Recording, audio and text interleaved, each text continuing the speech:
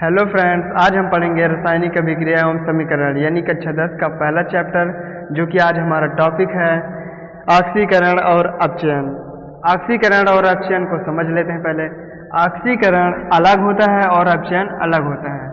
ऑक्सीकरण का मतलब होता है ऑक्सीजन का जुड़ना। ऑक्सीजन रासायनिक अभिक्रिया में ऑक्सीजन का योग यानी ऑक्सीजन का जुड़ना ही ऑक्सीकरण कहलाता है। ऑक्सीकरण को इंग्लिश में कहते हैं ऑक्सीडेशन। तो हमने पहला पॉइंट जान लिया कि किसी रासायनिक अभिक्रिया में ऑक्सीजन का योग ऑक्सीकरण कहलाता है, और या फिर हाइड्रोजन का निकलना, या तो ऑक्सीजन जुड़ेगा या तो फिर हाइड्रोजन निकलेगा। दोनों कंडीशन में हमारा ऑक्सीकरण ही होगा।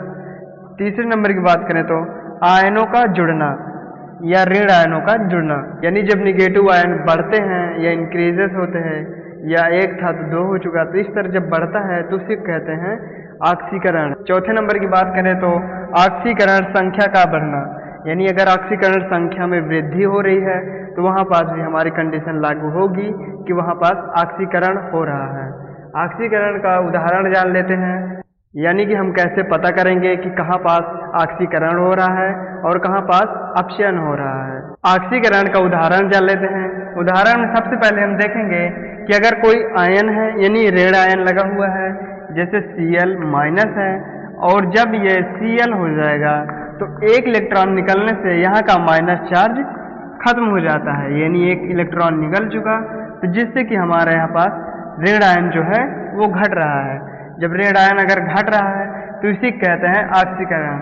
उदाहरण में एक और देख लेते हैं, जैसे Cl2 प्लस H2O, यानी जब क्लोरीन गैस और H2O आपस में मिलते हैं तो यहाँ से हो जाएगा एक हाइड्रोजन निकल के Cl के पास जुड़ जाएगा, तो हो जाएगा HCl, और यहाँ पास बचा हुआ है एक ऑक्सीजन, एक हाइड्रोजन बचा हुआ है और एक क्लोरीन बचा हुआ है। तो एक हाइड्रोजन, एक ऑक्सीजन और एक क्लोरीन, यानी HCl। ऑयल हैलाइड हमारा हो चुका। यहाँ पास हाइड्रोजन क्लोराइड जो कि एसिड है, और यहाँ पास H2O जो कि वाटर है, यहाँ पास क्लोरीन गैस होती है। तीसरा नंबर देख लेते हैं हम। तीसरे नंबर में देखेंगे कि C यानी कार्बन प्लस O2, यानी कार्बन और ऑक्सीजन गैस जब मिलते हैं तो हमें मिलता है CO2, यानी जहाँ तक हम देख रहे हैं कि ऑक्सीजन जुड़ रहा है। ऑक्सीजन कहाँ जुड़ रहा है? हमारे H2O के पास यहाँ जुड़ रहा है, जिससे हम पता लगा लेंगे कि यहाँ पास ऑक्सीकरण हो रहा है। चौथा नंबर देख लेते हैं कि जब मैग्नीशियम ऑक्सीजन से जुड़ता है तो यहाँ पास बैलेंस कर लेंगे। जब जुड़ता है तो यहाँ पास ऑक्सीजन और मैग्नीशियम जुड़ने से MgO बन जाता है, यानी मैग्नीशियम ऑक्साइड बनने से, जो कि मैग्नीशियम एक छुरछुरिया पदार्थ में लगा होता है और ऑक्सीजन गैस जलती है, तो जो हमारा वेस्ट प्रोडक्ट निकलता है उसे कहते हैं MgO, यानी मैग्नीशियम ऑक्साइड। हमने ऑक्सीकरण को पढ़ लिया है। अब हम पढ़ेंगे अपचयन को। देखिए अपचयन में क्या होता है। अपचयन यानी रिडक्शन कहते हैं इंग्लिश में। किसी रासायनिक अभिक्रिया में हाइड्रोजन का योग होता है तब वहाँ पास अपचयन होता है, या फिर ऑक्सीजन का निकलना। यदि किसी कंपाउंड में ऑक्सीजन है और फिर वहाँ से ऑक्सीजन निकल गया, यानी बॉन्ड ब्रेक करके टूट कर बाहर हो चुका, तो वहाँ पास भी हमारा अपचयन होगा।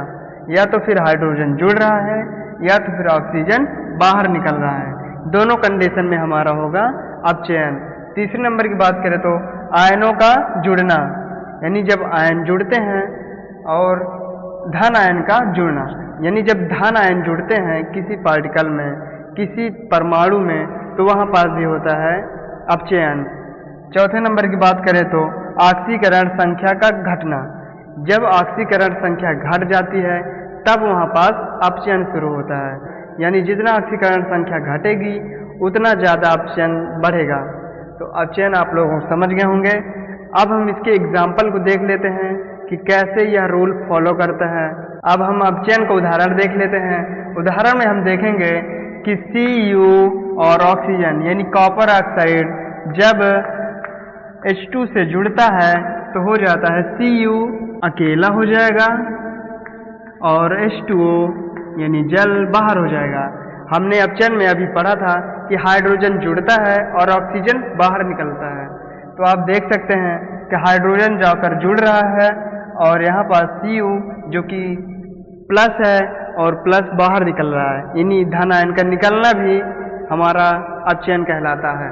दूसरे नंबर की बात करें तो अगर Ag प्लस में है यानी इसको एक इलेक्ट्रॉन की ज़रूरत है तब ये जाकर पूरा स्टेबल होगा, तो एक इलेक्ट्रॉन की ज़रूरत है तो हो जाएगा Ag, यानी यहाँ पास निगेटिव और पॉजिटिव मिलने से न्यूट्रल हो चुका, जिससे कि हमारा Ag यानी सिल्वर प्राप्त हो चुका है। तीसरे नंबर की बात करें तो जैसे CH2 डबल बॉन्ड CH2 लिखा हुआ है, जब ये दोनों को हम हाइड्रोजन से जोड़ते हैं यानी इसका हाइड्रोजनीकरण या कहें तो हाइड्रोजन CH2 और CH2 से जुड़ रहा है, तो इसे कहते हैं अपचयन। अब एक हाइड्रोजन यहाँ पास जुड़ जाएगा और एक हाइड्रोजन यहाँ पास जुड़ जाएगा, जिससे कि एक बॉन्ड इसका ब्रेक हो जाएगा और हो जाएगा CH3 हो जाएगा, सिंगल बॉन्ड CH3 हो जाएगा। आप लोग देख सकते हैं कि CH2 के पास एक हाइड्रोजन आ गया तो हो गया CH3, और यहाँ पास भी CH2 है, CH2 के पास एक हाइड्रोजन आने से हो गया CH3, यानी इसका नाम देखें तो इसका नाम हो जाएगा एथेन और इसका नाम है एथिलीन और इसका नाम है हाइड्रोजन। इसमें हम जहाँ तक देख रहे हैं कि हाइड्रोजन जुड़ रहा है और ऑक्सीजन बाहर निकल रहा है। आशा करते हैं आप लोग समझ गए होंगे। अब मिलेंगे अगले चैप्टर में जिसका नाम है धातु, अधातु और उपधातु। तब तक मिलेंगे अगले वीडियोस में। जय हिंद, थैंक यू।